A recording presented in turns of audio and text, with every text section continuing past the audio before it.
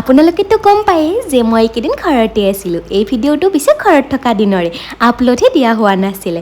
বাৰু সেইদিনা ভণ্টি আৰু মই মামাৰ স্কুটি লৈ মোৰ লগৰ এজনীক লগ কৰিবলৈ ওলালোঁ। তাইৰ পৰা মোৰ কেইটামান প্ৰডাক্ট ল'ব লগা আছিলে। একেলগে তাইকো লগ কৰিলোঁ আৰু প্ৰডাক্ট কেইটাও লোৱা হ'ল। তাইৰ মানে এটা সৰু বিজনেছ আছে, ডট এণ্ড ক্ৰীম মেকআপৰ লগতে তাই হোমমেড জুৱেলাৰীও বিক্ৰী কৰে। আপোনালোকক লাগিলে কণ্টেক্ট কৰিব পাৰে, মই বাৰু তাইৰ কণ্টেক্ট নাম্বাৰটো দি দিম। তাইক লগ কৰি আহি পিছে এয়া লাঞ্চটোও কৰি ল'লোঁ আৰু আজি লাঞ্চৰ থালিখন চিম্পল আছিলে, কিয়নো ছেটাৰডে আছিলে। আৰু গধূলিলৈকে এয়া খালোঁ লুচি আলু ভাজি, লগতে একাপ টনটনীয়া গাখীৰ দিয়া চাহ। ৰ'ব ৰাইজ, লগৰজনীৰ পৰা মই কি প্ৰডাক্ট আনিলোঁ দেখুৱাই হোৱা নাই নহয়। এয়া আনিছিলোঁ ডাৰ্ক ব্ৰাউন কালাৰৰ এটা লিপষ্টিক, ডট এণ্ড কিৰ এটা লিপ ব্লেনাৰ আৰু ডট এণ্ড কিৰ ক্ৰীম আৰু ছানস্ক্ৰীন। আৰু লগতে তাই এইটো মোক গিফ্টটো দিলে। গিফ্টটো ইমান বেছি ধুনীয়া লাগিছে আৰু তাই নিজ হাতেৰে তৈয়াৰ কৰি দিছে।